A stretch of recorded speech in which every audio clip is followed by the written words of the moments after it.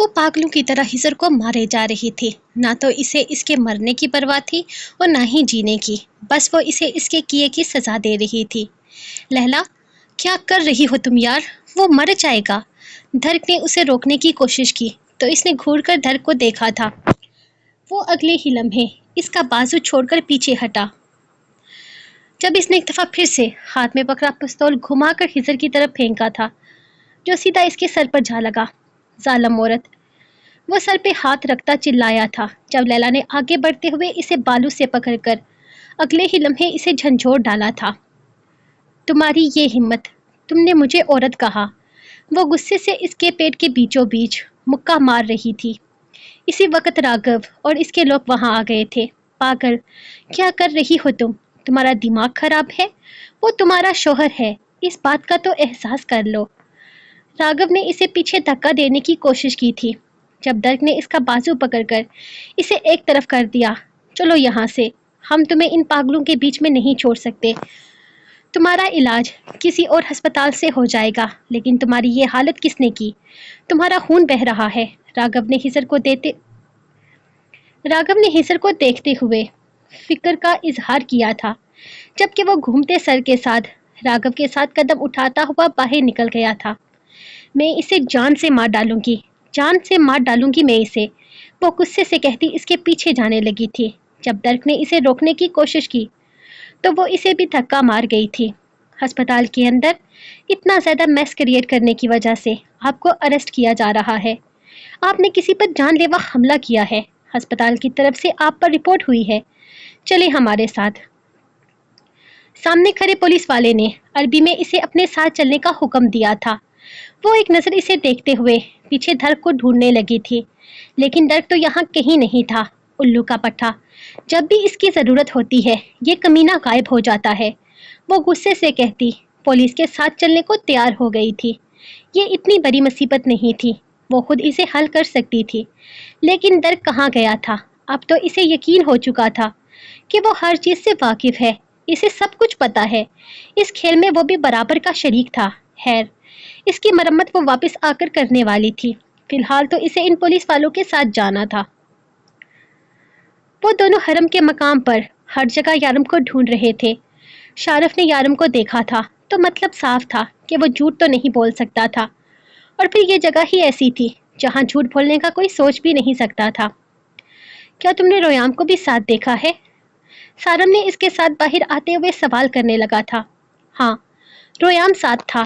शायद इसने रू का हाथ थामा हुआ था, लेकिन इस तरफ मेरी नज़र नहीं गई। मैंने तो यारम को देखा है।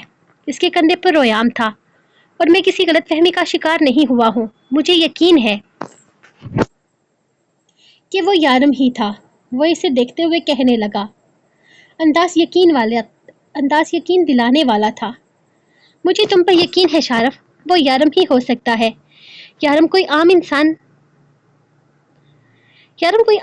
नहीं। कोई आम इंसान इस तरह से इसे नहीं मार सकता। कोई 2 टके का गुंडा उठकर यारम की जान नहीं ले सकता। हमारे सामने झूठी कहानी बनाई गई है, हमें गुमराह किया गया है, लेकिन क्यों? क्या हिजर इस बारे में जानता है? सारम के दिमाग में जैसे कुछ क्लिक हुआ था। शारफ ने इसे एक नज़र देखा। तुम कहना क्या चाहते हो? क्या तुम्हें यह लगता है कि ये हिजर और यारम की कोई प्लानिंग है? शारफ अब भी हैरान था। मुझे लग रहा है कि कोई बहुत बड़ी प्लानिंग की गई है जो अभी तक हम समझ नहीं पा रहे, लेकिन कोई बात नहीं, सब समझ में आ जाएगा। लेकिन अगर ये सब प्लान का हिस्सा है और यारम ने हमारे जज्बात के साथ खेला है तो ये बहुत गलत बात है। इसके साथ ही बाहर की तरफ कदम बढ़ाते हुए वो बोला था, जब शारफ को अपने दिल में भी कुछ अजीब सा चुभता हुआ महसूस हुआ। हाँ बिल्कुल, तुम ठीक कह रहे हो। अगर ये किसी प्लान का हिस्सा है तो उन्होंने बहुत गलत किया। हमारे जज्बात के साथ खिलवाड़ किया गया है। मैं यारम को कभी माफ़ नहीं करूँगा और इस हिजर की तो मैं हड्डियाँ तोड़ दूंगा। वो गुस्से से बोला था जब सामने से आते एक अरबी ने रोक लिया था। तुम दोनों के दोस्त ने तुम दोनों के लिए तोहफे भिजवाए हैं। ये तुम्हारा है और ये तुम्हारा। थोड़ी देर पहले ही वो हरम से निकला है अपने बच्चे और बीवी को लेकर। उम्रे की नीयत से यहाँ आया था। ये तोहफा तुम दोनों को देने के लिए कहा है। वो आदमी मुस्कुरा कर कहता आगे बढ़ गया था, जबकि शारफ और सारम ने एक दूसरे की तरफ देखा था। اب تو کوئی شک ہی باقی نہیں رہا تھا، یہ گفٹ یقیناً ہمیں یارم نے بھجوائے ہیں۔ کچھ نہ کچھ ضرور سگنل ہوگا اس میں، چلو کسی سائٹ پر چلتے ہیں، یہاں لوگ بہت زیادہ ہیں۔ وہ اسے باہر نکلنے کا کہنے لگا کیونکہ حرم میں دوبارہ سے عمرے کا سلسلہ شروع ہونے لگا تھا اور رش بہت زیادہ ہو چکا تھا۔ جلد سے جلد یہاں سے نکلنا تھا۔ لوگوں کی بھیڑ سے نکل کر وہ ایک سائٹ کی طرف آنے لگے تھے۔ شارف نے وہاں سے آتے ہی فوراً ڈبے کو اوپن کرنا شروع کیا تھا۔ آخر یارم اس کے لیے کیا تحفہ بھیج سکتا تھا؟ اس نے پریشان ہوتے ہوئے پورا ڈبہ کھولا تھا۔ اسے یارم کی تحفے کی خوشی نہیں تھی کیونکہ اسے یقین تھا کہ یارم نے ایسا کوئی تحفہ نہیں بھیجا ہوگا جو اس کے لیے خوشی کا سبب بنے۔ یا اللہ، اس نے اپنی گود میں پڑے ہوئے ڈبے کو نیچے پھینک دیا تھا جس میں بہت سارے بلیڈ نکلے تھے اور سارے بلیڈ خون سے لت پت تھے، کچھ اپنی شناخت کھو چکے تھے۔ ڈبے کے بیچوں بیچ ایک عجیب سا حصہ تھا، ایسا لگ رہا تھا جیسے کسی دائرے کا حصہ ہے۔ شارف نے آہستہ سے خون میں لت پت اس حصے کو اٹھا کر اپنی مٹھی میں لیا تھا۔ یہ تو کسی پزل کا پارٹ لگ رہا ہے، کوئی جگہ محسوس ہو رہی تھی پانی کے نزدیک، یا کوئی جزیرہ لگ رہا ہے۔ وہ ہاتھ میں لیے اس چھوٹے سے ڈیجٹ کو دیکھ رہا تھا۔ صاف لگ رہا تھا کہ وہ کوئی جگہ ہے، لیکن ایک کونے کی طرف سے وہ سمجھ نہیں پا رہا تھا کہ وہ کیا ہے۔ یہ کوئی جزیرہ ہی ہوگا۔ تم اپنے گفٹ میں دیکھو یارم نے تمہارے لیے کیا بھیجا ہے۔ وہ سارم کے ڈبے کی طرف متوجہ ہوا جس نے فوراً ہی ڈبہ کھولنا شروع کیا تھا۔ یہ کیا؟ یہ تو سفید کپڑا ہے۔ وہ کپڑا ہاتھ میں نکالتے ہوئے شارف کو دیکھنے لگا تھا۔ ویٹ، اس کے اندر ایک چٹ ہے اور تمہارے جیسا ایک ڈیجٹ بھی۔ اس کپڑے کو نکالتے ہوئے وہ چٹ نکالنے لگا تھا جس پر کچھ تحریر لکھی ہوئی تھی۔ سارم، یہ کپڑا سنبھال کر رکھ لو، آگے بہت خون خرابہ ہونے والا ہے۔ صفائی تم سے کرواؤں گا، خود کو تیار کر لو۔ اس نے تحریر پڑھتے ہوئے شارف کی طرف دیکھا تھا، شاید اسی لیے ڈیجٹ چیک کر لے۔ وہ جیسے شارم کی طرف سے صفائی دیتے ہوئے اس کے ڈبے میں موجود ڈیجٹ نکال کر اپنے والے ڈیجٹ کے ساتھ اٹیچ کرنے لگا تھا۔ یہ اتفاق تھا یا کچھ اور؟ وہ دونوں ڈیجٹ فوراً ہی ایک دوسرے کے ساتھ جڑ گئے تھے۔ اس میں شاید کوئی میگنیٹ لگا ہوا تھا اور یہ کوئی جزیرہ ہی ہے۔ اس نے دونوں ڈیجٹس کو آپس میں جوڑتے ہوئے سارم کو دیکھا تھا۔ تم ٹھیک کہہ رہے ہو، لیکن یہ جگہ کون سی ہے ہمیں پتہ لگانا پڑے گا۔ لیکن اس سے پہلے ہمیں واپس لیلا کے پاس جانا ہوگا تاکہ لیلا اور در کو بتا سکے کہ در کا تو نام مت لینا، اسے سب کچھ پتہ ہے۔ سارم غصے سے دہارا تھا۔ ہاں یقیناً اسے سب کچھ پتہ ہوگا، لیکن لیلا کو تو بتانا پڑے گا نا۔ شارف کے کہنے پر سارم نے ہاں میں سر ہلایا تھا۔ وہ تمہاری بیوی پاگل ہو گئی تھی کیا ہیزر؟ وہ تمہاری جان لینے کی کوشش کر رہی تھی، وہ تمہیں جان سے مار ڈالتی اگر ہم وقت پر نہ پہنچتے۔ راگھو اسے سہارا دیتے ہوئے کرسی پر بٹھا رہا تھا۔ شکریہ، تم لوگوں نے میری جان بچائی۔ اسے دورے پڑتے ہیں، شکریہ وقت رہتے آنے کے لیے، ورنہ یقیناً وہ مجھے جان سے مار ڈالتی۔ اٹس اوکے ہیزر، مجھے جیسے ہی پتہ چلا کہ تم پر جان لیوا حملہ ہوا ہے اور تم ہاسپٹل میں ہو، میں فوراً وہاں پہنچ گیا۔ شکر ہے تمہارا موبائل کا ٹریکر چل رہا تھا، ورنہ ہسپتال پہنچنا شاید آسان نہ ہوتا۔ ہاں شاید لیلا میرا فون بھی ہسپتال لے گئی تھی۔ میرا فون کہاں ہے؟ اس نے دماغ پر زور ڈالتے ہوئے راگھو سے پوچھا تھا۔ مجھے نہیں پتا، میں نے تمہارا فون کہیں نہیں دیکھا۔ اس وقت تمہاری بیوی پاگل ہو رہی تھی، میں صرف تمہاری جان بچانے کا سوچ رہا تھا۔ میں تمہارا فون نہیں لایا اور نہ ہی مجھے خیال تھا فون کے بارے میں۔ کیوں؟ فون میں کچھ امپورٹنٹ تھا کیا؟ یارم کے ریلیٹڈ کچھ تھا کیا؟ وہ اپنے مطلب کی بات پوچھنے لگا۔ نہیں، یارم کے ریلیٹڈ تو کچھ بھی نہیں تھا، لیکن پھر بھی میرا فون میرے یوز کے لیے ہے، مجھے ضرورت پڑ سکتی ہے۔ وہ اسے دیکھتے ہوئے بولا تھا۔ اٹس اوکے، نیا فون لے لو تم کوئی عام آدمی نہیں ہو، دبئی کے ڈون ہو، ایک فون کے لیے اتنا بھی کیا پریشان ہونا۔ وہ اسے دیکھتے ہوئے بولا تو ہیزر ہلکا سا مسکرایا تھا۔ تمہیں یہ بات سکون دیتی ہے نا کہ تم دبئی کے ڈون ہو؟ اس کے مسکرانے پر راگھو اچانک بولا۔ ہیزر نے سر پیچھے کی طرف گراتے ہوئے ہلکی سی آنکھ دبائی تھی۔ بہت سکون دیتی ہے، اتنا سکون دیتی ہے کہ دل خوش ہو جاتا ہے۔ آپ کے لیے پارسل آیا ہے سر۔ دروازے پر ہلکی سی دستک دیتے ہوئے راگھو کے آدمی نے اس کی طرف دیکھا تھا۔ میرے لیے پارسل؟ یہاں پر؟ ہیزر کے بارے میں تو کسی کو نہیں پتا کہ وہ یہاں ہے۔ راگھو نے اس کے آدمی راگھو نے اس آدمی کے ہاتھ سے وہ پارسل لیا تھا۔ میں دبئی کا ڈون ہوں راگھو، بہت لوگوں کو میرے بارے میں پتا ہے۔ خیر، اگر تم کچھ پرسنل نہیں رکھنا چاہتے تو تم اسے کھول کر چیک کر لو۔ ہیزر کی بات پر راگھو نے نفی میں سر ہلاتے ہوئے پارسل اس کی طرف اچھال دیا تھا۔ تم اپنا خیال رکھنا، میرے لوگ ابھی اس بچے کو ڈھونڈ رہے ہیں۔ پتہ نہیں وہ بچہ کہاں غائب ہو گیا ہے۔ مجھے تو لگتا ہے یارم کے ہمارے علاوہ اور بھی دشمن ہیں جنہوں نے اس بچے کو غائب کر دیا ہے، یا مجھے پھر یارم کے اس سالے پر بھی بہت زیادہ شک ہے۔ شک نہیں، ڈر ہے تمہیں اس کا۔ وہ ایک عام سا آدمی ہے، مافیا سے اس کا کوئی تعلق بھی نہیں ہے، لیکن تم اس کے سامنے کانپ رہے تھے۔ مجھے یقین نہیں آیا، یارم کاظمی کو قتل کرنے والا آدمی ڈر کے سامنے کانپ رہا تھا۔ نہیں، میں ڈر نہیں رہا تھا ہیزر، لیکن نہ جانے اس کی آنکھوں میں کیا تھا۔ اس کی آنکھیں بہت سرخ تھی، ایک عجیب سی وحشت تھی، ایک عجیب سی دہشت تھی اس کی آنکھوں میں۔ شاید تم اس چیز کو مانتے نہیں ہوگے، لیکن میری کنڈلی میں لکھا ہے کہ گردن پر تل والے شخص کے ہاتھوں میری موت ہوگی، اور اس کی گردن پر تل ہے، اور وہ مجھ سے بے تحاشا نفرت بھی کرتا ہے۔ وہ بول ہی رہا تھا جب ہیزر کا کہکا کمرے میں گونجا۔ اس کا کہکا اتنا بلند تھا کہ راگھو خاموش ہو کر شرمندہ ہو گیا۔ تمہیں میری بات بہت فنی لگ رہی ہوگی، لیکن یہ سچ ہے ہیزر، اس کی گردن پر تل کا نشان ہے، اور میری موت کسی ایسے ہی آدمی کے ہاتھوں ہونے والی ہے۔ پر شاید اسی کی وجہ سے میں اس سے گھبرا گیا تھا۔ میں بس یہ نہیں کہہ سکتا کہ اللہ تمہیں ہدایت دے، لیکن یہ کافی فنی ہے، کافی زیادہ۔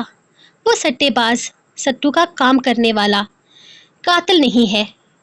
فکر مت کرو، اگر تمہاری موت ہوئی تو میرے ہاتھوں ہوگی۔ وہ آنکھ دبا کر بولا تو راگھو نے بھی کہکا لگایا۔ ملتا ہوں تم سے، اپنا خیال رکھنا، ٹھیک ہو جاؤ۔ ابھی بہت کچھ کرنا ہے، صرف ہمارا ایک سائن میچ نہ ہونے کی وجہ سے دیکھو کہاں پھنس گئے ہیں ہم۔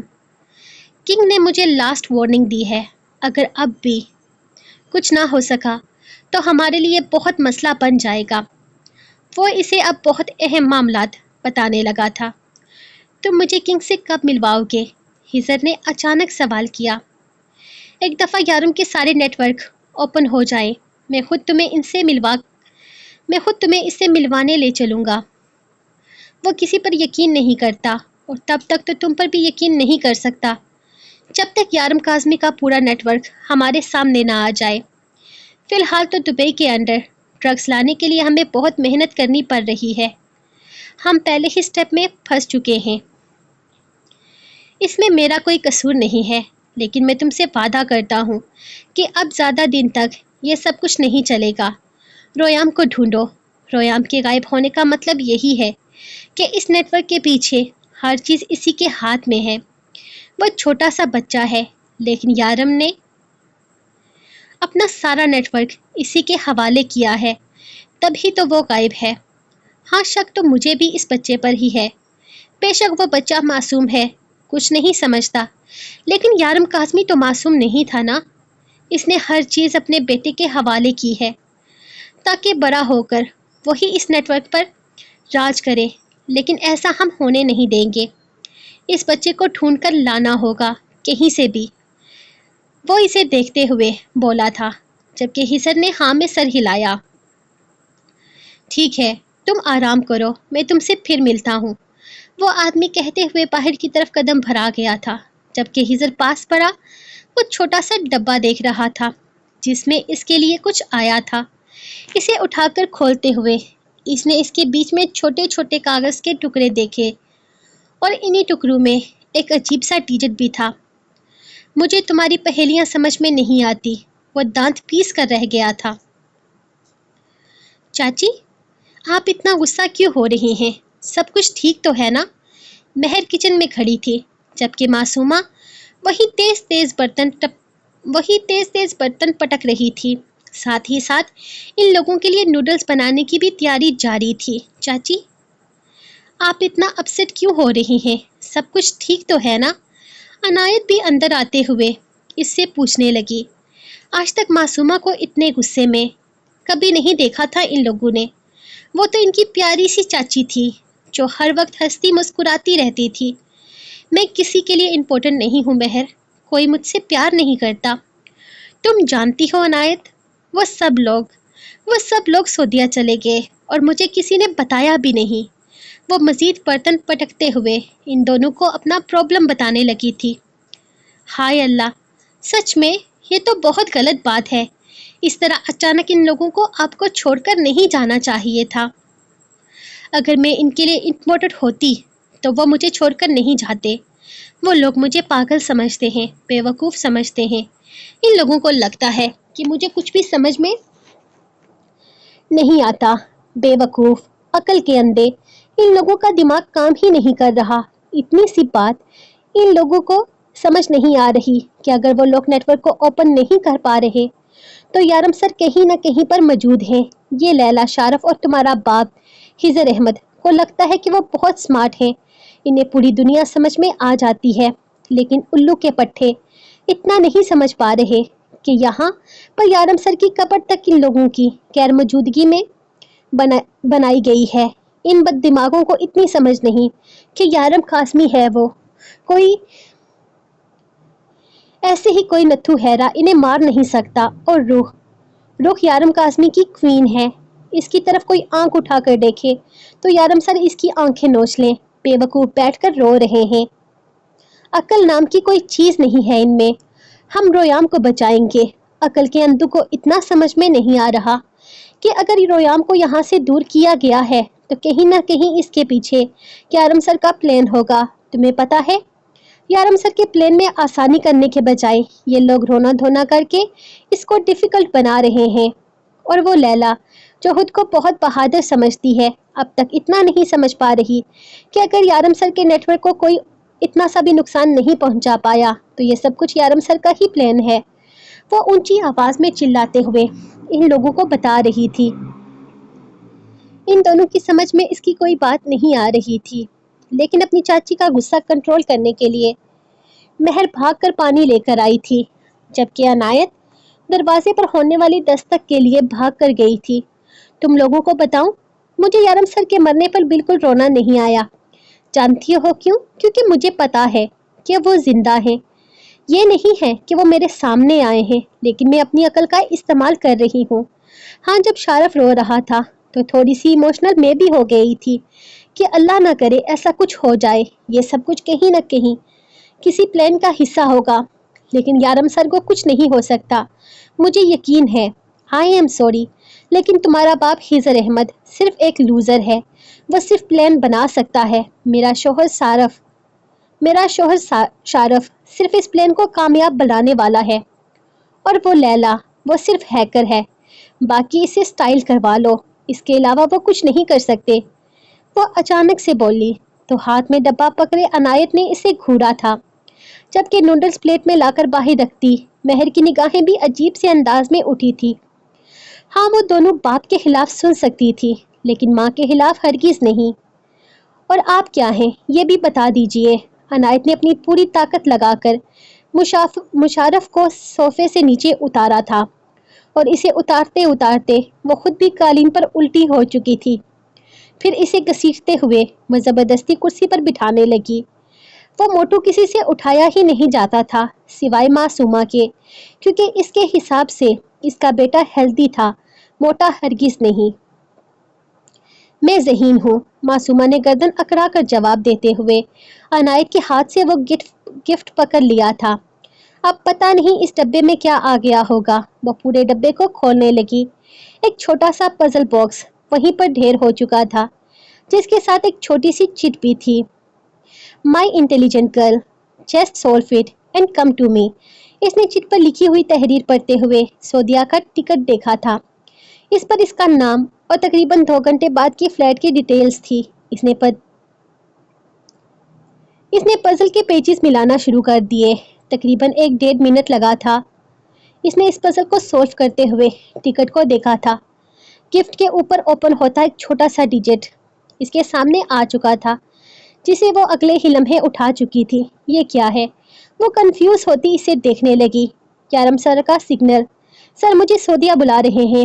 وہ جیسے ایک لمحے میں اٹھ کھڑی ہوئی تھی، تبھی اچانک اس کے موبائل پر بیل بجی. اس نے بھاگ کر فون اٹھایا. اسکرین پر چمکتا میسج چیک کیا. You are the sharpest mind in my team. That's why you are here. I don't care how the world sees you. What matters is you matter to me. Stop worrying about others. Here's a Sharaf and Layla. Don't come close to your intelligent. Masuma, you are special to me. And that's enough. I am proud of you. وہ اپنے mobile پر آتی تحریر پڑھ رہی تھی. نہ جانے کیوں اب اس کی آنکھوں میں آنسو آنے لگے تھے. وہ نہیں روئی تھی. اتنا سب کچھ ہو جانے کے باوجود بھی وہ نہیں روئی تھی. لیکن اب اسے رونا آ رہا تھا اور بہت زیادہ آ رہا تھا. گرلز، تم لوگوں کو عروہ آپی کے گھر چھوڑنا ہے اور مشارف کا خیال رکھنا. مجھے سعودیہ جانا ہے. مجھے یارم سر نے بلایا ہے. اپنے آنسو صاف کرتے ہوئے اس نے ٹیبل پر بیٹھے ان تینوں کو دیکھا جو مزے سے نوڈل سے انصاف کر رہی تھی. مہر اور عنایت نے کندھے اچکائے تھے جبکہ مشارف اپنے ہونٹ باہر لٹکانے لگا. موٹو رونا بند کر. اگر تجھے جہاز میں بٹھایا تو جہاز اڑ ہی نہیں پائے گا. معصومہ اسے دیکھتے ہوئے بولی. ہاں گر جائے گا بیچارہ جہاز کیونکہ تم کافی ہیلدی ہو نا. مہر بھی اسے دیکھتے ہوئے بولی تھی جبکہ مشارف نوڈلز کی چمچ اپنے منہ میں ڈالتا حیرت سے ان لوگوں کو دیکھ رہا تھا. انداز ایسا تھا جیسے ان کی باتوں پر یقین کر رہا ہو.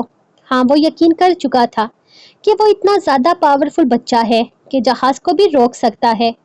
اس نے اپنی پاور پر فخر سے گردن اکڑائی تھی جبکہ معصومہ اپنے جانے کی تیاری کر رہی تھی. وہ آرام سے جیل میں بیٹھی ہوئی ہزر کا موبائل استعمال کر رہی تھی. شکر ہے اس سے فون وغیرہ چھینا نہیں گیا تھا. ہاں ہنگامہ کرنے کی وجہ سے اسے جیل میں بند کر دیا گیا تھا اور اگلے 24 گھنٹے تک اسے جیل میں ہی رہنا تھا. خیر اسے پرابلم نہیں تھی. وہ آرام سے بیٹھی ہوئی تھی جب اچانک ہی تھانے کا دروازہ کھلا. آپ کی ضمانت کر دی گئی ہے. سامنے کھڑے یونیفارم میں افسر نے اسے عربی میں بتایا تھا. اس نے حیرت سے منہ کھولا. او واو، کس نے ضمانت کی میری؟ وہ اسے دیکھتے ہوئے سوال کرنے لگی. معلوم نہیں، کسی کا فون آیا تھا. آپ جا سکتے ہیں اور یہ آپ کے لیے پارسل آیا ہے. اس نے تھانے کا دروازہ کھولتے ہوئے ایک پارسل اس کی طرف بڑھایا جسے لیلا نے فوراً ہی تھام لیا تھا. Thank you. اس پولیس والے کا شکریہ ادا کرتے ہوئے اس نے باہر کی جانب قدم بڑھائے. اب یہ کیا آ گیا؟ وہ تھانے سے باہر نکلتے ہوئے ہاتھ میں پکڑا پیکٹ کھولنے لگی. یہ پیکٹ شاید ہی اسے سمجھ آنا تھا لیکن دیکھنے میں کوئی برائی نہیں تھی. ہزر احمد، اب تم بے شک مجھے اچھے گفٹ بھیج دو لیکن میں آسانی سے تمہیں معاف نہیں کرنے والی. اس کی سزا میں تمہیں ضرور دوں گی اور ایسی سزا دوں گی جو ساری زندگی یاد رکھو گے. تمہاری ایسی کی تیسی. تم نے مجھ سے اتنی بڑی بات چھپائی. تمہارا تو میں وہ حال کروں گی کہ مرتے ٹائم پانی بھی نہیں مانگو گے تم، اور تمہیں اپنے ہاتھوں سے ماروں گی. پہلے شاید تم بچ گئے لیکن اب تمہارے بچنے کے چانسز بالکل ہی ختم ہو چکے ہیں. مجھے یقین ہے اب تمہیں جان سے مارے بغیر مجھے سکون نہیں آئے گا اور اپنے سکون کے لیے میں کسی بھی حد تک جا سکتی ہوں. اتنا تو تم جانتے ہی ہو مجھے. وہ خود سے باتیں کرتے ہوئے پیکٹ کھولنے لگی تھی. اسے یہی لگ رہا تھا کہ ہزر نے اسے کوئی چیز بھیجی ہے، شاید کوئی گفٹ وغیرہ سوری کے لیے، لیکن نہیں، اس میں کچھ اور ہی تھا. اس نے پیکٹ کو اپنے ہاتھ پر الٹایا تو اس میں سے ایک ڈیجٹ نکل کر اس کے ہاتھ میں آیا تھا. یہ کیا ہے؟ اس نے حیرانگی سے ڈیجٹ الٹ پلٹ کر دیکھا جس پر ایک ریت نما جگہ بنی ہوئی تھی اور سائڈ پہ چھوٹا سا 5 لکھا ہوا تھا، یعنی کہ یہ کسی پزل کا 5واں حصہ تھا. وہ کنفیوز سی اس جگہ کو چیک کرنے لگی. اسے سمجھنا اس کے لیے کافی مشکل تھا. یہ کیا چیز ہے؟ وہ پریشانی سے اسے دیکھنے لگی، پھر کنفیوز ہوتی اسے اپنی جیب میں ڈالتے ہوئے وہاں سے نکلی. اس کا ارادہ در کے گھر جانے کا تھا. سب سے پہلے اس نے دھر کی چمڑی ادھیرنی تھی. پولیس اسے پکڑ کر لے جا رہی تھی اور وہ کہیں غائب ہو گیا تھا. انتہائی واہیات حرکت کی تھی اس نے. ویسے بھی اس سے زیادہ امید تو نہیں رکھتی تھی. وہ تھا ہی بے وفا انسان جو کبھی بھی ان کے کام نہیں آ سکتا تھا، لیکن پھر بھی ایسے ٹائم پر وہ اس سے امید تو کر ہی سکتی تھی کہ وہ اسے آ کر بچائے گا. لیکن وہ الو کا پٹھا تو بھاگ گیا تھا اور وہ یہ بہانہ بھی نہیں کر سکتا تھا کہ وہ طارق یا طاہر کی وجہ سے بھاگ گیا ہے، کیونکہ طاہر دبئی میں تھا نہ کہ سعودیہ میں. लैला सीधी धर के घर आई थी जहाँ परी बड़ी खामोशी से बैठी हुई थी। शुक्र है कोई तो रोयाम की खबर मिली। वो इसे देखते हुए उठ खड़ी हुई, जिस पर लैला ने इसे घूर कर देखा था। तुम मुझे ऐसे क्यों घूर रही हो लैला, जैसे मुझसे कोई गलती हो गई है? क्या हुआ है? वो इसे देखते हुए बड़ी मासूमियत से बोली तो लैला की घुड़ियां और बढ़ गई थी। क्या हुआ है लैला, सब कुछ ठीक तो है ना? मुझे तुमसे डर लग रहा है, प्लीज ऐसे मुझे मत घूरो, तुम मुझे डरा रही हो। वह सचमुच में खौफजदा हो गई थी। रोयाम कहाँ है? वो सीने पर हाथ बांधे इससे सवाल करने लगी। वो तो गायब हो गया है ना, किसी ने इसको किडनैप कर लिया, तुम्हें नहीं पता? वो इसे देखते हुए उल्टा इससे सवाल करने लगी तो लैला ने अजीब से अंदाज में हाथ पर हाथ बजाया था। अरे हाँ, मैं तो भूल ही गई कि रोयाम तो अगवा हो गया है। हम सब इसे ढूंढ रहे हैं और तुम इसके लिए बहुत ज़्यादा परेशान हो, राइट?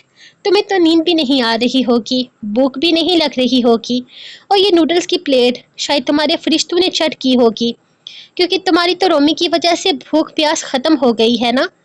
वो सामने रखी प्लेट की तरफ देखते हुए बोली तो परी ने एक नज़र इसे देखा था, फिर हल्की सी मुस्कुराहट के साथ अगले ही लम्हे वहां से भागते हुए अपने रूम की तरफ जाने लगी। शराफत से यहाँ वापस आ जाओ परी की बच्ची, वरना मैंने इस बात का भी लिहाज नहीं करना कि तुम बीमार हो। वो इतने गुस्से से दहाड़ी थी कि परी फौरन ही उल्टे कदम वापस आती वहीं सोफे पर बैठ गई थी। अरे हाँ, मैं तो भूल ही गई कि मैं तो बीमार हूँ। मुझे क्यों क्या ही कह सकता है, मैं एक मासूम बीमार इंसान हूँ जिसकी तबीयत ख़राब रहती है। मेरा तो वज़न भी बहुत गिरता है, तुम्हें तो पता ही है ना, मेरा खून भी चेंज होता है। वो वही सोफे पर उल्टी पुल्टी मार कर बैठते हुए कोल्ड ड्रिंक उठाकर अपने लबू से लगा गई थी। रोयाम कहाँ है? वो इसकी सारी बक को नज़रअंदाज करती सवाल करने लगी थी। पहले की बात कर रही हो या अब की? कोल्ड ड्रिंक की बोतल अपने लबू से उतारते हुए इसने इसकी तरफ भराई थी, जिसे लैला ने थाम कर अपने लबू से लगाया था।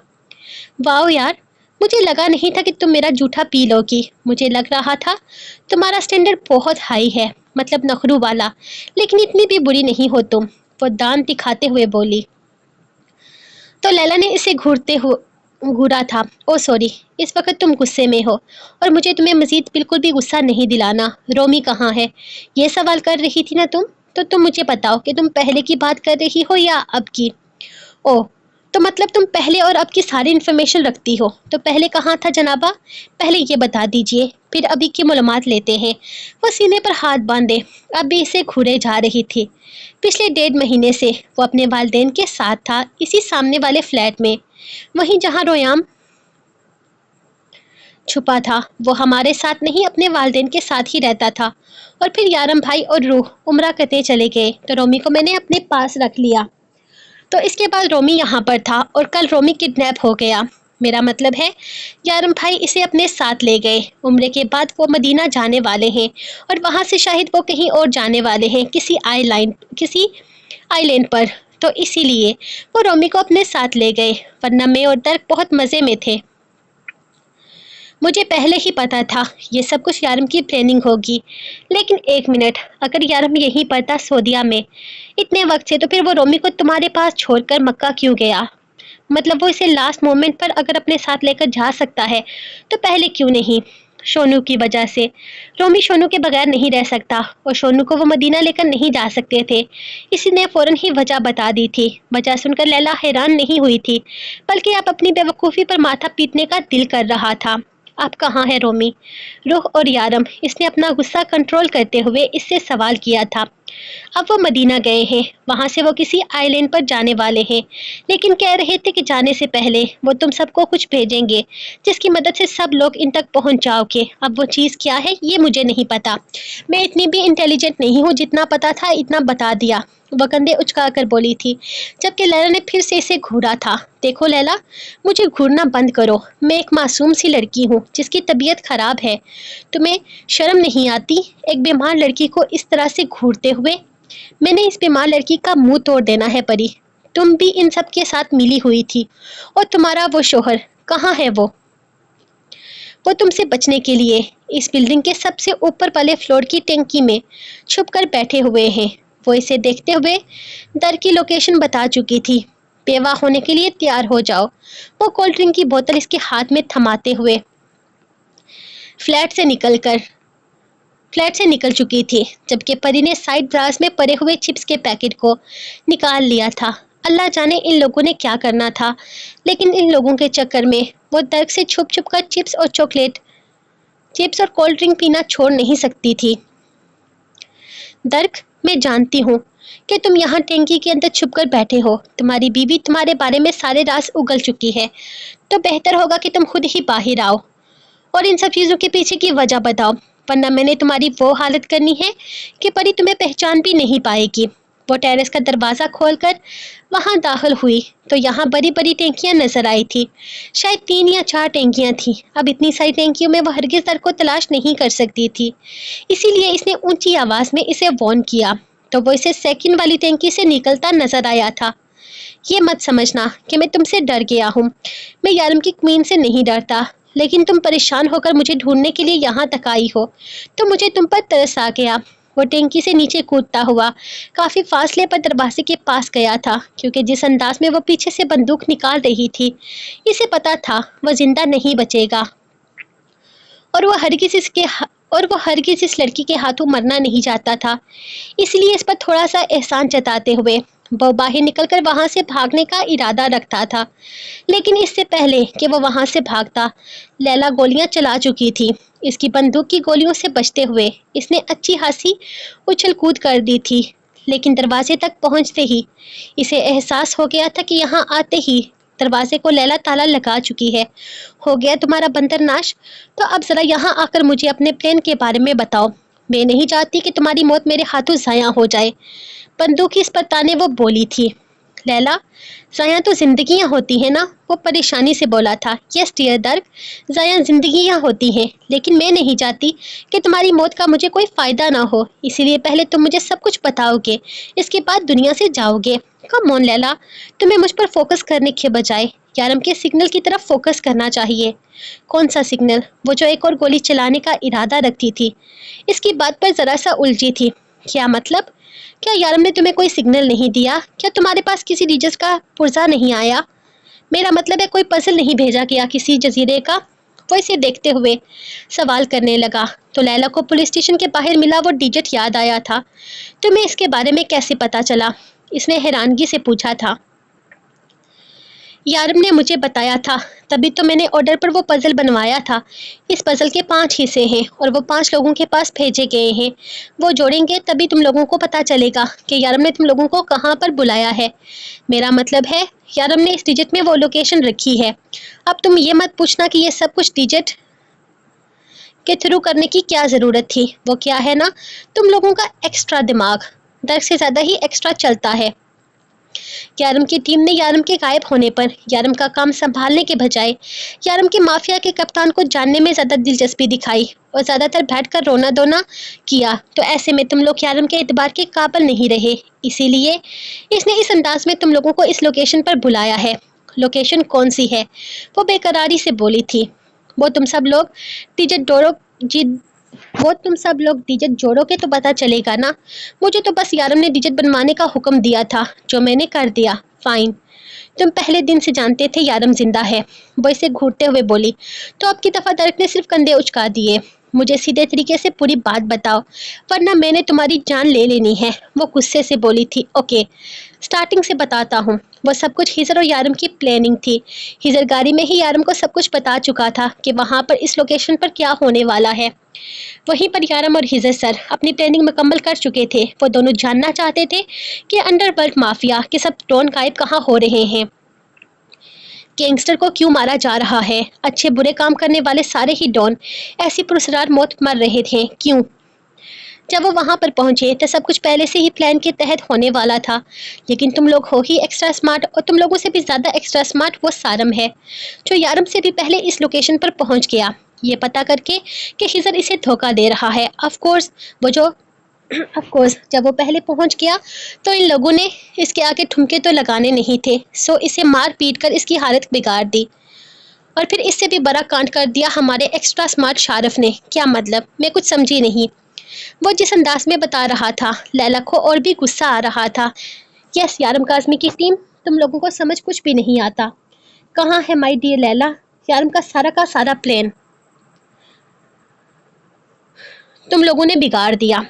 अगर वहां पर कुछ यारम के प्लान के मुताबिक नहीं हुआ था तो वो तुम लोगों की एंट्री थी। तुम लोगों का वहां इसके पीछे जाने की जरूरत क्या थी?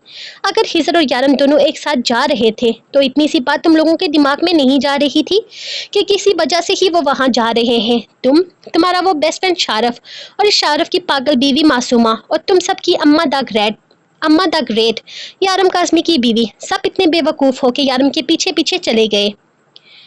अब यारम के प्लान का बेड़ा गर्क हो गया वहां पर, क्योंकि सारम ने पहले ही वहां जाकर सब चीज़ों की बर्बादी निकाल दी थी। इन लोगों ने सारम को खूब मार पीट कर इसकी हालत बिगाड़ दी थी। जब यारम और हिजर वहां पहुंचे तो यारम ने सिर्फ ये देखना था कि आखिर वो आदमी है कौन जो ये सब कुछ कर रहा है, और यारम इस राघव के बच्चे को वहीं पर ख़त्म कर देता। लेकिन शारफ वहां रुख तुम्हें और मासूमा को लेकर पहुंच गया। यारम वहां बेबस हो गया था क्योंकि वो अपनी रूह को कुछ भी होते नहीं देख सकता था। हाँ मेरी बहन, बेवकूफ़ों की सरदारनी अपने मामू पर शक कर रही थी, और तुम्हें तो कुछ कह ही नहीं सकता। तुमने अगर अपने सोलमेट पर यकीन नहीं किया तो तुम किसी और पर क्या ही यकीन करोगी? यानी कि वहां पर जो कुछ भी हुआ वो सब ड्रामा था। यारम और हिजर ड्रामा कर रहे थे। वो बेचैनी से इससे सवाल करने लगी थी। वो हर चीज़ को समझने की कोशिश कर रही थी, इस पहेली को सुलझाना चाहती थी, जबकि सामने खड़ा दर्द बाजू सीने पर बांधे इसे देखते हुए कंधे उचका गया था। ड्रामा ही था सब कुछ, जब तक इस राघव का चाकू रू की गर्दन पर नहीं आया था। जानती हो, जब इसने रू की गर्दन पर चाकू देखा इसकी जान निकल गई थी। यारम की जिंदगी खतरे में आ गई थी। सब कुछ यारम के प्लान के मुताबिक हो रहा था, लेकिन जब रू को इसने वहां देखा ना तो सब प्लान डरा का डरा रह गया। शारफ की जिंदगी सबसे बड़ी गलती वो रुख को वहां पर लेकर गया जहां इसका कोई काम ही नहीं था।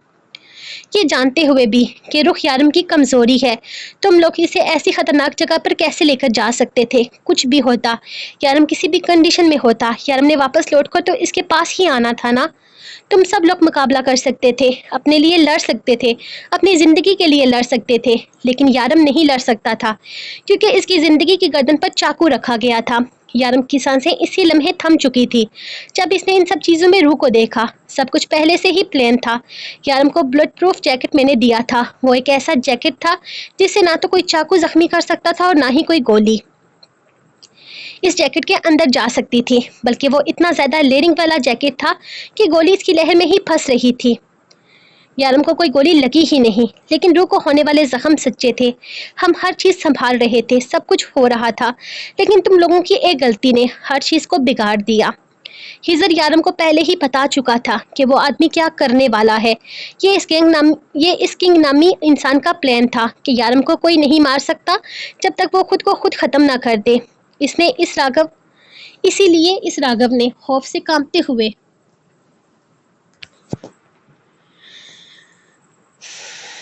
यारम को अपने आप को खुद ख़त्म करने के लिए कहा था।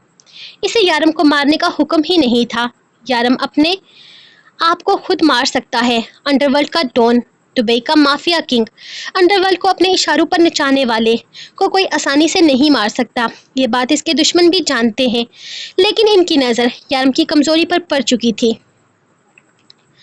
रूह को वहां देखकर इन लोगों का काम और भी आसान हो गया। यारम कोई चालाकी ना कर सके, इसीलिए उन्होंने रूह को पकड़कर इसी के सर पर बंदूक रख दी। यारम को उम्मीद ना थी कि वो लोग कोई वादा निभाएंगे। वो पहले ही जानता था कि हालात कुछ भी क्यों ना हो जाए, तुम लोगों को नुकसान ज़रूर पहुंचाया जाएगा। इन लोगों ने शारफ को मारा पीटा, जानती हो क्यों? सिर्फ तुम लोगों के वहां आ जाने की वजह से। अगर यारम तुम लोगों को साथ नहीं ले अगर यारम तुम लोगों को साथ नहीं ला रहा था तो मतलब साफ था, वहाँ तुम्हारा कोई काम नहीं है। तुम लोग पीछे पीछे आ गए। इन लोगों ने मासूमा को भी मारा, तुम्हें भी, और शारफ को भी। और शारफ की तो हालत ही ख़राब कर दी इन लोगों ने, मार मार कर इसको आग पर खड़ा कर दिया। तुम तो सिर्फ इसलिए बच गई क्योंकि तुम हिजर की बीवी हो, वरना तुम्हारी हालत इससे भी ख़राब होती। हिजर ने बहुत मुश्किल से तुम सबको बचाकर वहाँ से निकाला था, लेकिन सारम कोमा में चला गया। और शारफ की तो हालत इतनी ख़राब हो गई थी कि इसका ज़िंदा बचना ही मुश्किल हो गया था। यारम की हालत इस दिन देखने वाली थी जहाँ रुख ज़िंदगी और मौत से लड़ रही थी। वहीं सारम का भी डॉक्टर ने जवाब दे दिया था कि वो भी ज़िंदा नहीं बच सकता। میں نے زندگی میں پہلی دفعہ تم لوگوں کی وجہ سے یارم کو کمزور دیکھا.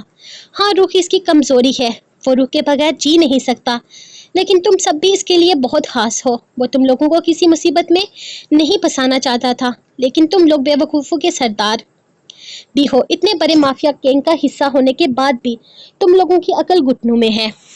ہزر پر شک تھا تم لوگوں کو کہ ہزر یارم کی جگہ لینے کی کوشش کرے گا. یارم کاظمی جو اپنی سانسوں سے بھی زیادہ ہزر پر یقین رکھتا ہے, کہتا ہے زندگی اس کا ساتھ چھوڑ سکتی ہے لیکن اس کا یار نہیں.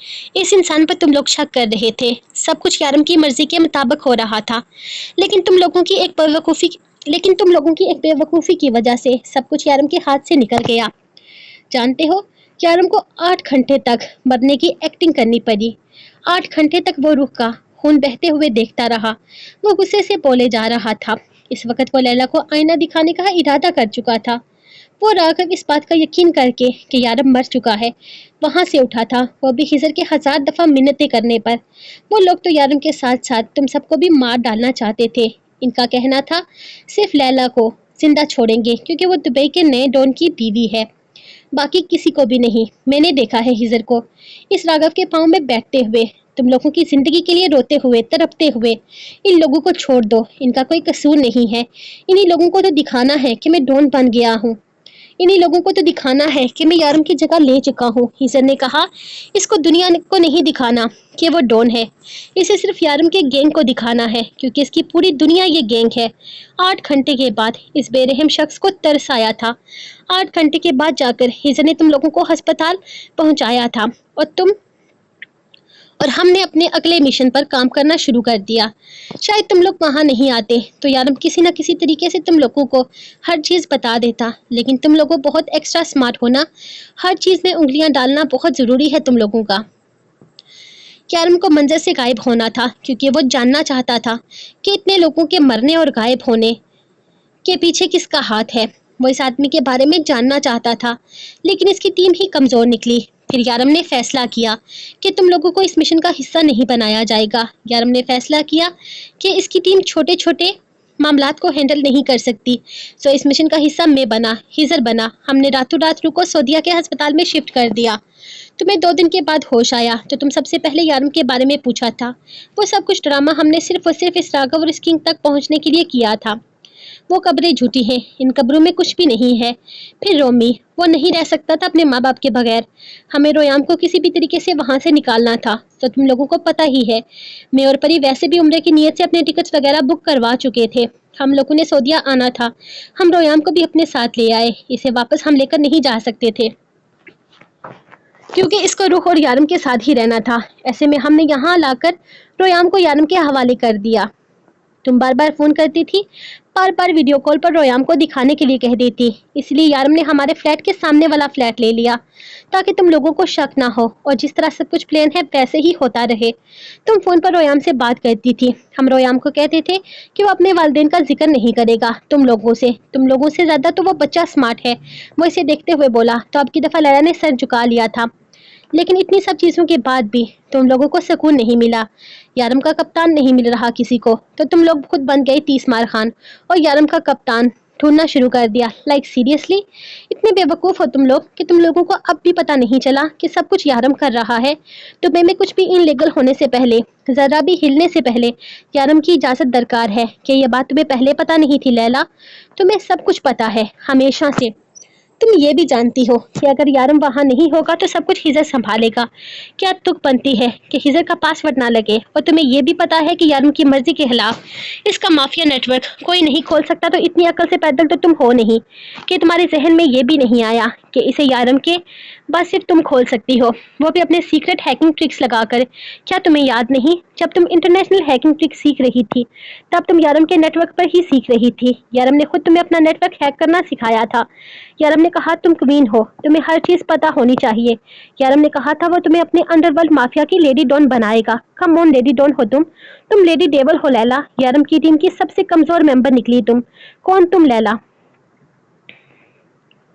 یارم کی ٹیم کی سب سے کمزور ممبر نکلی کون؟ تم لیلا. تم کچھ نہیں ہو. تم جانتی ہو میں اور یارم جب یہاں سعودیہ میں تھے روز یہاں چھت پر آ کر بیٹھتے تھے ایک دوسرے سے باتیں کرتے تھے اور وہ مجھے تمہاری ساری باتیں بتاتا تھا. وہ کہتا تھا دیکھنا تم لیلا کو سب کچھ پتا چل جائے گا. اور لیلا وہ کچھ کہتے کہتے رک گیا تھا جبکہ لیلا کو لگا کہ اب اگر اس نے کوئی سخت لفظ بول دیا تو وہ مزید اپنے پیروں پر کھڑی نہیں رہ سکے گی. ہاں وہ کیسے بھول گئی تھی کہ اپنی ہیکنگ کے سٹارٹ میں ہی اس نے یارم کا نیٹ ورک ہیک کیا تھا. یارم نے خود اسے اپنا نیٹ ورک کی ہیکنگ سکھائی تھی. اس کے نیٹ ورک کو لیلا کے سوا اور کوئی نہیں کھول سکتا تھا. ہاں کپتان بھی نہیں, ہیزر بھی نہیں, کوئی نہیں کھول سکتا تھا, صرف وہ کھول سکتی تھی. اور اگر وہ کھول لیتی تو شاید اسے سب کچھ پتا چل جاتا, لیکن اسے کچھ بھی پتا نہیں چل سکا کیونکہ وہ بے وقوف تھی, ایڈیٹ تھی, دماغ سے پیدل تھی. اسے خود پر غصہ آ رہا تھا اور غصے میں جب کسی چیز پر بس نہ چلا تو اس نے وہیں پر پڑے پیپ تو کبھی ٹینکی کو کک مارنا شروع کر دیا تھا, یہاں تک کہ لوہے کا پیپ بھی غصے سے اکھاڑنے لگی تھی. بس نہیں چل رہا تھا کہ اس 100 منزلہ بلڈنگ سے نیچے کود کر اپنی جان دے دے. زندگی میں پہلی دفعہ وہ شرمندگی کی اتنی گہرائیوں میں تھی. وہ یارم سے نظریں کیسے ملائے گی اور یارم کو کیسے بتائے گی کہ وہ فیل ہو گئی ہے. وہ زمین پر گھٹنوں کے بل بیٹھی اونچی آواز میں رونے لگی تھی, جبکہ اس کے اس ری ایکشن پر درک خاموشی سے پیچھے کھڑا اسے دیکھنے لگا تھا. شاید اس کی مینٹل کنڈیشن اب ٹھیک نہیں تھی. وہ آہستہ سے چلتا اس کے پیچھے رک گیا تھا. ہاں اس کا غصہ کرنا نارمل تھا لیکن رونا نارمل نہیں تھا. تم بہت گلٹ فیل کر رہی ہو لیکن میں اس وقت تمہارے لیے کچھ بھی نہیں کر سکتا. تم نارمل فیل کرو تو نیچے آ جانا, میں نیچے جا رہا ہوں. وہ اپنی بات مکمل کرتا وہاں سے چلا گیا تھا جبکہ لیلا وہیں بیٹھی کتنی ہی دیر روتی رہی تھی. لیلا اب تک نیچے کیوں نہیں آئی درک؟ پری کافی پریشانی سے بار بار دروازے تک آ رہی تھی. درک نے واپس آ کر اسے بتایا تھا کہ لیلا کو اس وقت تنہائی کی ضرورت ہے. یارم کے بارے میں سب کچھ جاننے کے بعد وہ کافی زیادہ ڈسٹرب ہے. اس نے پری کو اوپر نہیں جانے دیا تھا, بس اسے بتایا تھا کہ وہ اس وقت بہت زیادہ مینٹل سٹریس کا شکار ہے اور اوپر بیٹھی رو رہی ہے. پری وہ عام لڑکیوں جیسی نہیں ہے اور نہ ہی اس کے جذبات تمہارے جیسے ہیں جو رونا دھونا کر کے نیچے آ جائے گی. وہ خود کو کمپوز کرے گی, سچویشن کے لیے اپنے آپ کو ریڈی کرے گی, پھر نیچے آئے گی. اسے وقت کی ضرورت ہے. اس کا انداز سمجھانے والا تھا. لیکن درک یارم بھائی کو کچھ بھی نہیں چھپانا چاہیے تھا. لیلا نے لے کر بہت زیادہ پوزیسو ہے, یہ بات وہ خود بھی بہت اچھے طریقے سے جانتے ہیں. وہ اسے دیکھتے ہوئے بولی تو درک نے صرف ہاں میں سر ہلایا تھا. ویسے درک آپ سے ایک بات پوچھوں؟ وہ اسے دیکھتے ہوئے سوال کرنے لگی تو درک وہی صوفے پر بیٹھ گیا تھا. پری اس کے پاس آ کر بیٹھ گئی. کیا لیلا یارم بھائی سے محبت کرتی تھی؟ جب یارم بھائی کی شادی رخ سے نہیں ہوئی تھی مجھے ایسا لگتا ہے وہ آج بھی ان سے محبت کرتی ہے. اس نے اندازہ لگاتے ہوئے ایک نظر دروازے کی طرف دیکھا تھا جہاں دروازے کے قریب اسے شارف اور سارم کھڑے نظر آئے تھے.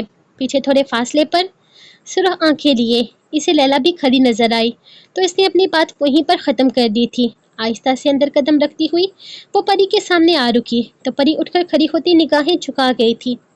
لیلا آئی ایم سوری, میرا وہ مطلب نہیں تھا. وہ اس کے انداز سے اندازہ لگا چکی تھی کہ یقیناً لیلا اس کی بات سن چکی ہے, جبکہ لیلا اس کے انداز پر ہلکا سا مسکرائی تھی.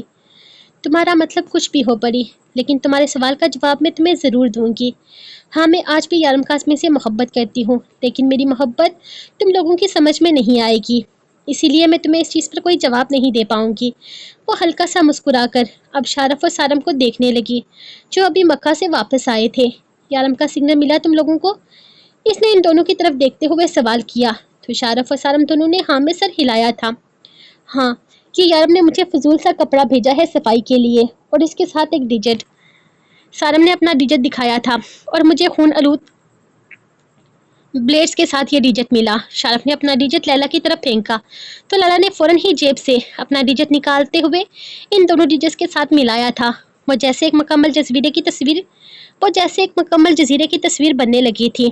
ان تینوں نے ایک دوسرے کو دیکھا. وہ پانچوں حصوں کی کوئی چیز تھی, یعنی 2 حصے مسنگ تھے. 2 لوگ اور ہیں جن کے پاس یہ ڈیجٹ ہے, ایک تو ہیزر ہوگا یقیناً, لیلا نے سوچتے ہوئے کہا تھا, جبکہ معصومہ کی طرف تو جیسے ان تینوں کا دھیان ہی نہیں گیا تھا.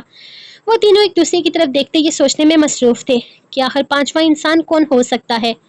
درک کیا تمہارے پاس ہے؟ لیلا نے پلٹ کر درک کو دیکھا جس نے فوراً نفی میں سر ہلایا تھا. میرا یارم کاظمی سے یا اس کی گینگ سے کیا تعلق؟ سوچو کس کے پاس ہو سکتا ہے؟ تم لوگوں کی ٹیم میں بس تم لوگ تو نہیں ہو نا، کوئی اور بھی ہے جسے تم اپنے ساتھ لے کر نہیں آئے؟ اس نے دروازے کی طرف اشارہ کرتے ہوئے کہا تو تینوں نے بے ساختہ نگاہیں معصومہ کی طرف دوڑائی تھی، جو ہاتھ میں بیگ لیے دوسرے ہاتھ میں پکڑا ڈیجٹ اچھال رہی تھی۔ سرپرائز کیسا لگا؟ لگا نہیں تھا نا کہ میں یہاں آؤں گی؟ تم لوگوں کو لگا ہوگا کہ فالتو ممبر تھی، اچھا ہوا جو دبئی میں چھوڑ دی وغیرہ وغیرہ، لیکن وہ کیا ہے نا یارم سر کے لیے میں بہت زیادہ امپورٹنٹ ہوں، سو یہ ڈیجٹ نمبر 4 میرے پاس ہے۔ اس نے للا کی طرف ڈیجٹ اچھالتے ہوئے اسے شرمندہ کرنا چاہا تھا۔ تم امپورٹنٹ ہو، بہت امپورٹنٹ ہو۔ شارف کا انداز منانے والا تھا۔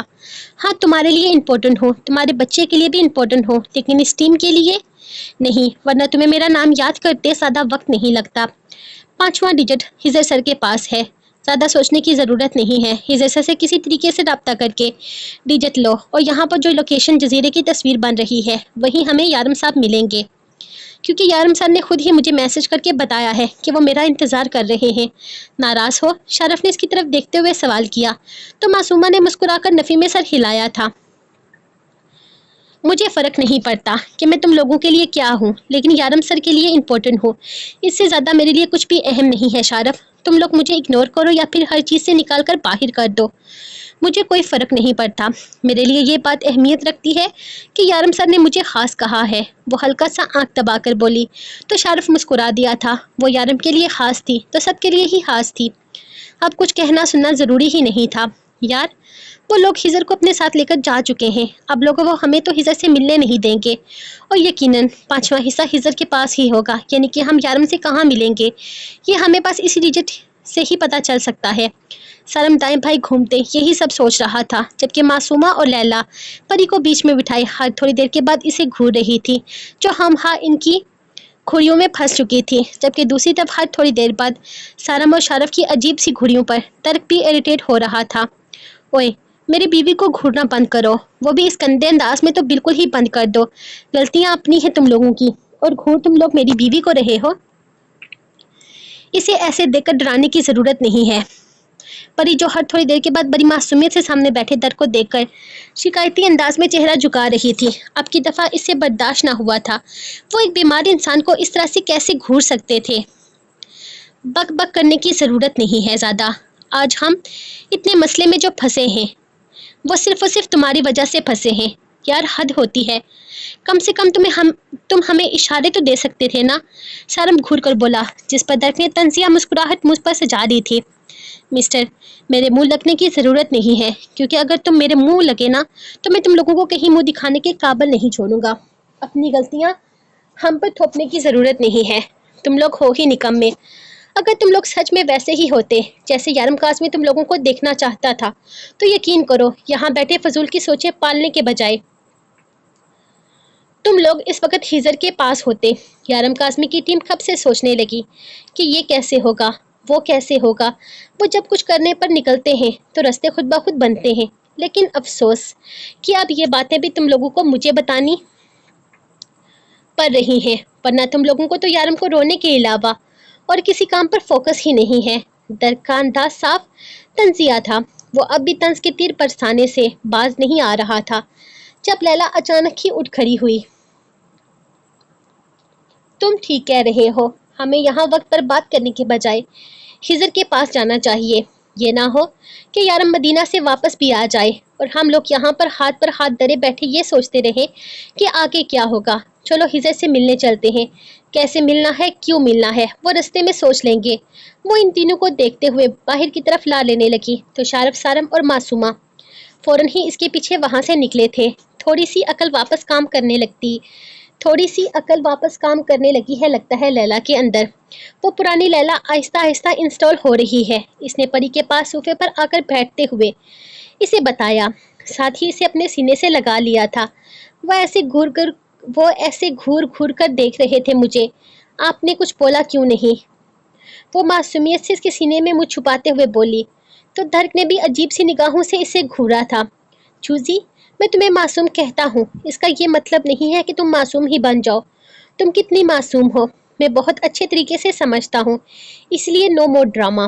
वो नरमी से इसका चेहरा थामते हुए पूरी शिद्दत से इसके गाल पर बोसा देता। इसे फिर से अपने सीने में छुपा गया था। मैं मासूम हूँ, वो उसके सीने से सर निकालती बड़े प्यार से बोली थी। हाँ हाँ, मेरा बच्चा बहुत मासूम है, मेरा क्यूट सा बेबी। वो प्यार से इसकी गाल खींचकर अब की दफ़ा दोनों गालों पर अपने लबों की मेहर लगा गया था। मैं अस्पताल नहीं जाऊंगी, आपको पता है पिछली दफ़ा जो डॉक्टर ने मुझे यहाँ बाजू पर इंजेक्शन लगाया था ना, इतना ज़्यादा इन्फेक्शन हो गया था, यहाँ से यहाँ तक नील बन गया था। पता है फिर कितने दिन मुझे दर्द रहा, आपको पता है ना, मुझे रात को भी दर्द हुआ था बाद में। वो इसे देख रही थी, मासूमियत और भोलेपन की इंतहाएं पार करने लगी थी। वो जिस तरह रोमांटिक हो रहा था, ये अच्छा मौका था इससे अपनी बातें मनवाने का।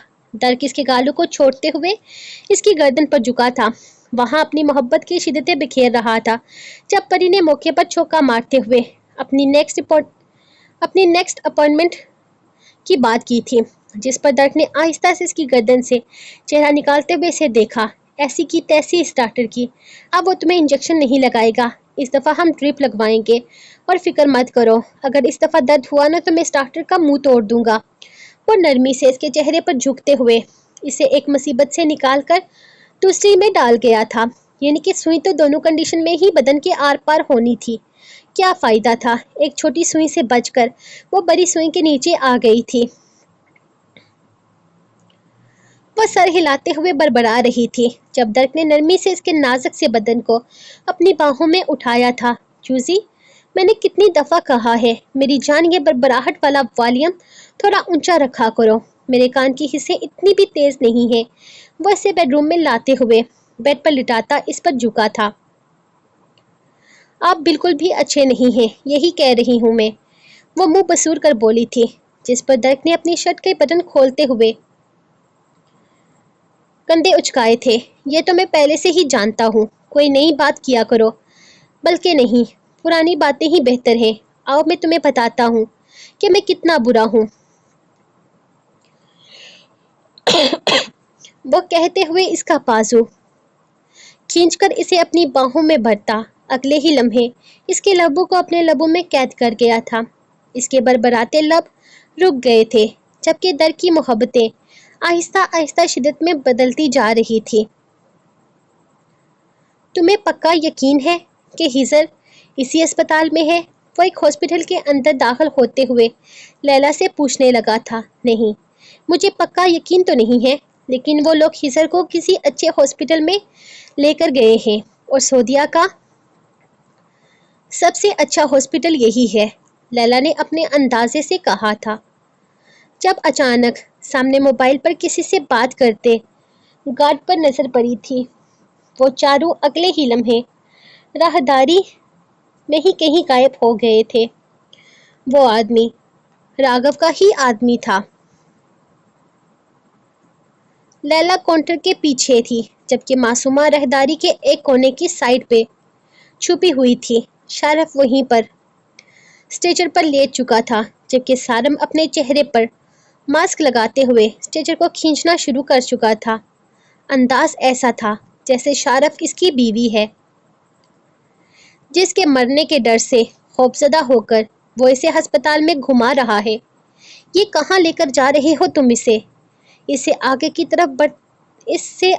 तरफ लेकर नहीं जा सकते, वहाँ वीआईपी एरिया है, स्पेशल पेशेंट्स हैं। इस गार्ड ने अचानक ही स्ट्रेचर पर हाथ रखते हुए तेजी से आगे बढ़कर सारम को रोका था, जिसके चेहरे पर मास्क था।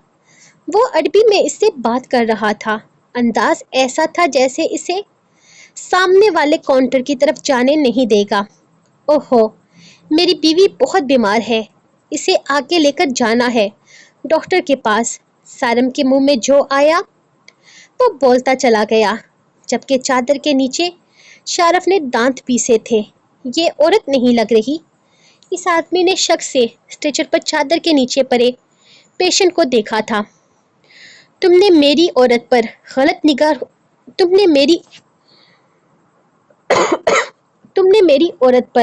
गलत नजर उठाई, मैं तुम्हारा सर कलम कर दूंगा।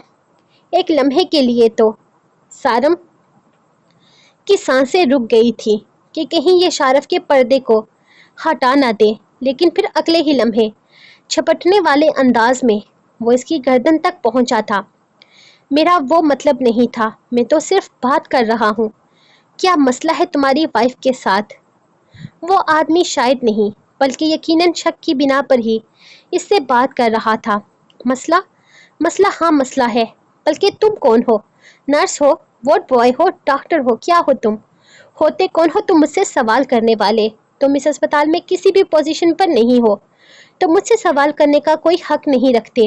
میرا راستہ چھوڑو، مجھے اپنے پیشنٹ کو لے کر جانا ہے، سارم نے گھبراہٹ پر قابو پاتے ہوئے کہا تھا۔ ٹھیک ہے، پہلے مجھے اپنی بیوی کی شکل دکھاؤ، مجھے یہ عورت نہیں لگ رہی، اور ویسے بھی تم اپنی بیوی کو بوٹ پہنا کر لے کر آئے ہو۔ اس نے چادر کے کونے سے نکلے بوٹس کی طرف اشارہ کیا تھا، جس پر سارم نے گھور کر شارف کو دیکھا تھا۔ بے وقوفی کی بھی انتہا تھی، اگر بستر پر لیٹ ہی گیا تھا تو کم سے کم بوٹ تو اتار دیتا۔ ہٹو ہٹو، کیا ہوا ہے پیشنٹ کو؟ اچانک ہی سامنے والی رہداری سے فل ہاسپٹل یونیفارم میں نکلتی معصومہ نے آگے بڑھتے ہوئے اس سے پوچھا تھا۔ وہ گارڈ شاید نہیں، یقیناً معصومہ کو پہچان نہیں پایا تھا، اسی لیے ڈاکٹر کے آنے پر 2 قدم پیچھے ہٹ گیا۔ ڈاکٹر میری بیوی کی طبیعت بہت زیادہ خراب ہے اور یہ آدمی رستے میں کھڑا ہو گیا ہے، مجھے میری بیوی کو آگے نہیں لے کر جانے دے رہا۔ وی آئی پی ایریا ہے میڈم، وہاں پر وی آئی پی پیشنٹ ہیں، اس طرح کسی کو بھی وہاں پر جانے نہیں دیں گے، ہمیں ہمارے صاحب نے منع کیا ہوا ہے۔ وہ گارڈ عربی میں پاس کھڑی ڈاکٹر کو سمجھانے لگا تھا، یہ ہسپتال گورنمنٹ کا ہے، تمہارے صاحب کا نہیں۔ کوئی بھی وی آئی پی پیشنٹ اتنی اہمیت نہیں رکھتا کہ ہسپتال میں آتے ہوئے دوسرے پیشنٹ کی اہمیت کم ہو جائے۔ ہٹو، مجھے اس پیشنٹ کو چیک کرنا ہوگا، تم اس پیشنٹ کو سامنے والے کمرے میں لے کر جاؤ۔ اس نے وی آئی پی کمرے کے بالکل سامنے والے کمرے کی طرف سارم کو اشارہ کیا تھا، جس پر وہ فوراً ہی ہاں میں سر ہلاتا اسٹیجر کو کھینچتے ہوئے اندر لے کر جانے لگا۔ اور مسٹر، بہتر ہوگا کہ باقی پیشنٹ پر دھیان دینے کے بجائے آپ اپنے پیشنٹ پر دھیان دیں، یہ ہسپتال آپ کے باپ کا نہیں ہے۔ وہ غصے سے پیر پٹکتی آگے بڑھ چکی تھی، جبکہ اس آدمی نے حیرت سے اس ڈاکٹر کو دیکھا تھا۔ اس سے پہلے جتنے بھی ڈاکٹر اس سے بات کر رہے تھے بہت زیادہ احترام سے کر رہے تھے، بلکہ ان لوگوں کو وی آئی پی پروٹوکول دے رہے تھے، لیکن یہ ڈاکٹر تو اسے پہلی دفعہ نظر آئی تھی کل سے اب تک۔ اور دوسری بات، اس نے بالکل بھی کوئی اہمیت نہیں دی تھی اسے۔ کہیں یہ ان لوگوں کی کوئی چال تو نہیں؟ اس نے ہلکا سا اپنے دماغ پر زور ڈالتے ہوئے سوچا تھا۔ وہ لوگ یہاں کیوں آئیں گے؟ ان کا تو حصہ سر سے کوئی تعلق ہی نہیں ہے، اور ان کی بیوی تو انہیں مارنا چاہتی ہے۔ کیا مجھے راگھو سر کو بتانا چاہیے؟ اس نے سوچتے ہوئے اپنا موبائل نکالا تھا، پھر خود ہی نفی میں سر ہلاتا فون اندر رکھ دیا۔ 2 منٹ سکون کا سانس بھی نہیں لینے دیں گے، 1-2 کش لگا کر پھر فون کرتا ہوں انہیں۔ وہ اپنی جیب میں موجود سگریٹ کی ڈبی پر ہاتھ رکھتا ہسپتال سے نکلنے لگا تھا۔